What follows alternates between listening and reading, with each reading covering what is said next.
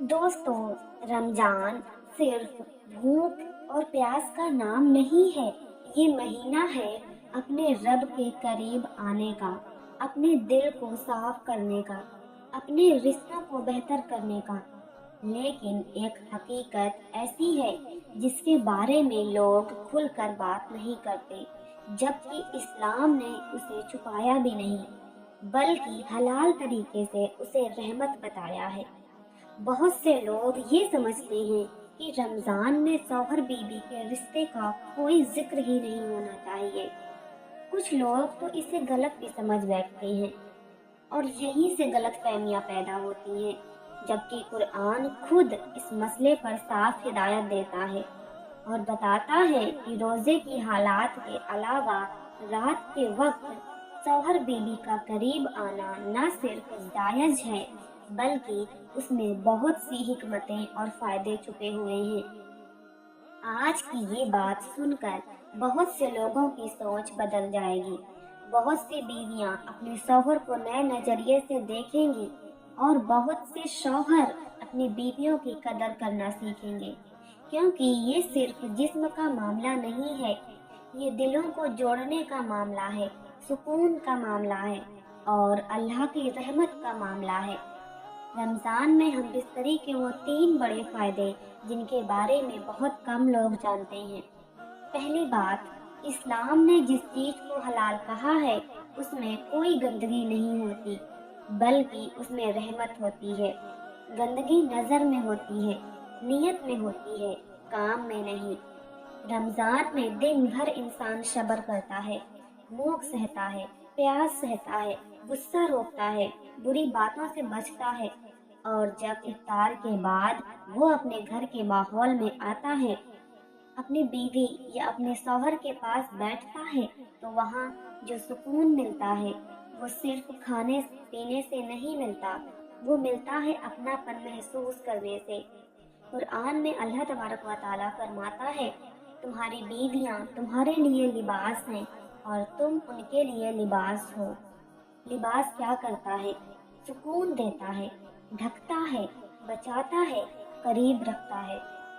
رمضان میں دن بھر کی تھکان، کمزوری، صبر، یہ سب مل کر انسان کے جسم اور دماغ کو تھکا دیتے ہیں، اور جب رات کو شوہر بیوی ایک دوسرے کے قریب آتے ہیں تو صرف جسم نہیں ملتے، دل ملتے ہیں، تھکان اترتی ہے اور ایک عجیب سا سکون پیدا ہوتا ہے۔ سب سے بڑا فائدہ اور پہلا فائدہ، روحانی سکون۔ بہت سے گھروں میں دیکھا گیا ہے کہ جہاں شوہر بیوی کے رشتے میں دوری ہوتی ہے وہاں چڑچڑاپن بڑھ جاتا ہے، چھوٹی بات پر لڑائیاں، بے وجہ غصہ، دل میں شکایتیں۔ لیکن جہاں یہ رشتہ حلال طریقے سے زندہ رہتا ہے وہاں محبت بھی ہمیشہ بنی رہتی ہے۔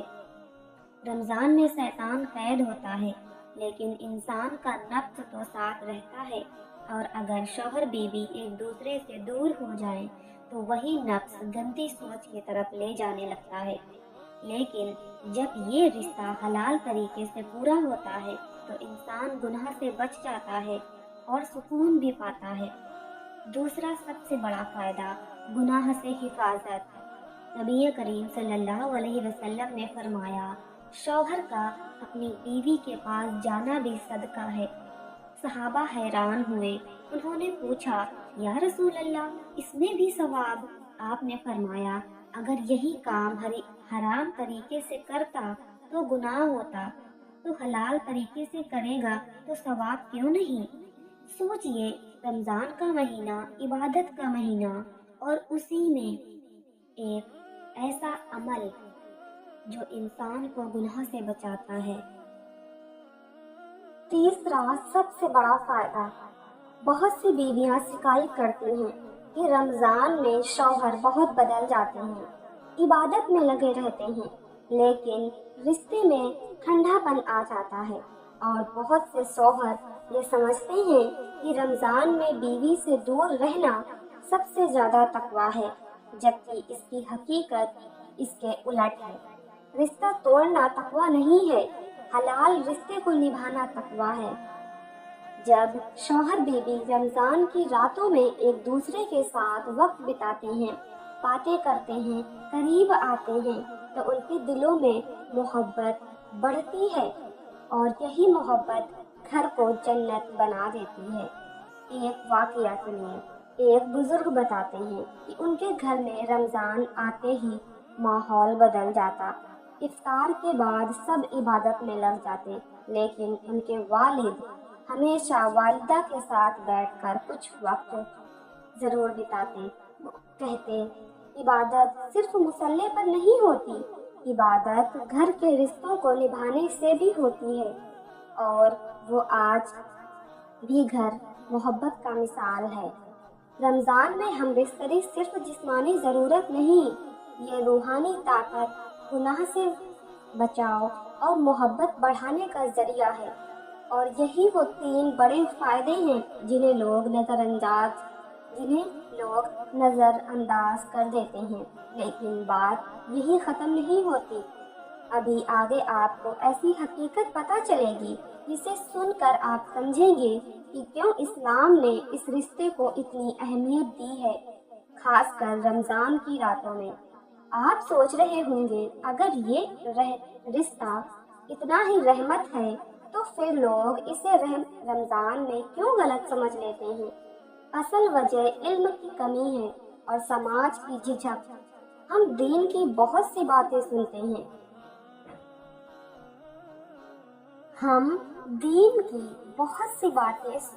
ہیں، لیکن جو باتیں گھر کو جنت بناتی ہیں ان پر بات کرنے سے کتراتے ہیں۔ یاد رکھیں، رمضان کا مقصد صرف بھوکا رہنا نہیں ہے، بلکہ اپنے نفس کو صحیح راستے پر لانا، اور نفس کو قابو کرنے کا ایک طریقہ یہ بھی ہے کہ انسان اپنی حلال ضرورت کو حلال طریقے سے پورا کرے۔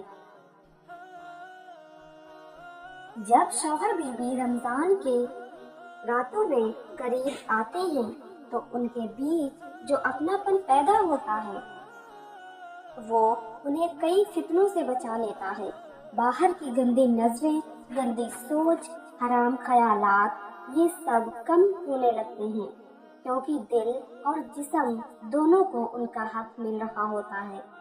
بہت سے گھروں میں جھگڑے اس لیے بڑھتے ہیں کیونکہ شوہر بیوی کے اس رشتے میں ٹھنڈا پن آ جاتا ہے، باتیں بہت کم ہو جاتی ہیں، دوری بڑھ جاتی ہے، اور پھر چھوٹی باتیں بڑی بن جاتی ہیں۔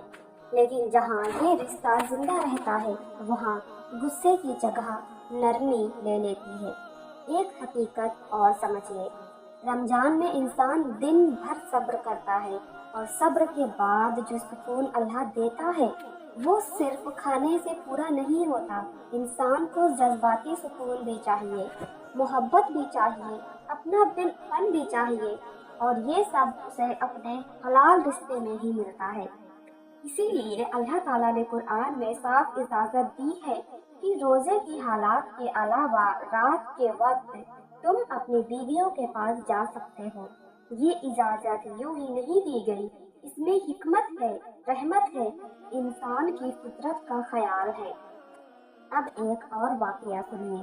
ایک شخص اپنے استاد کے پاس گیا اور بولا، حضرت، رمضان میں میری بیوی شکایت کرتی ہے کہ میں اس سے دور دور رہتا ہوں، کیا یہ زیادہ تقویٰ ہے؟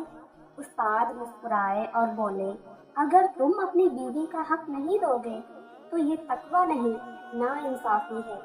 دین صرف مسجد تک سیمت نہیں ہے، دین گھر کے کمرے تک بھی آتا ہے، اور جب شوہر بیوی اس رشتے کو سمجھ کر نبھاتے ہیں تو ان کے گھر میں برکت اترتی ہے، دلوں میں نرمی آتی ہے، اولاد پر اچھا اثر پڑتا ہے، گھر کا ماحول سکون والا بنتا ہے۔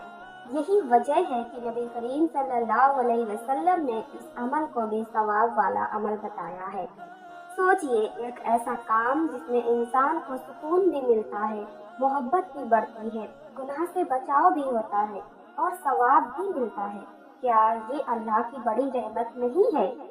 رمضان ہمیں صرف عبادت نہیں سکھاتا، رمضان ہمیں رشتے نبھانا بھی سکھاتا ہے، صبر سکھاتا ہے، اور پھر اس صبر کے بعد حلال سکون لینا بھی سکھاتا ہے۔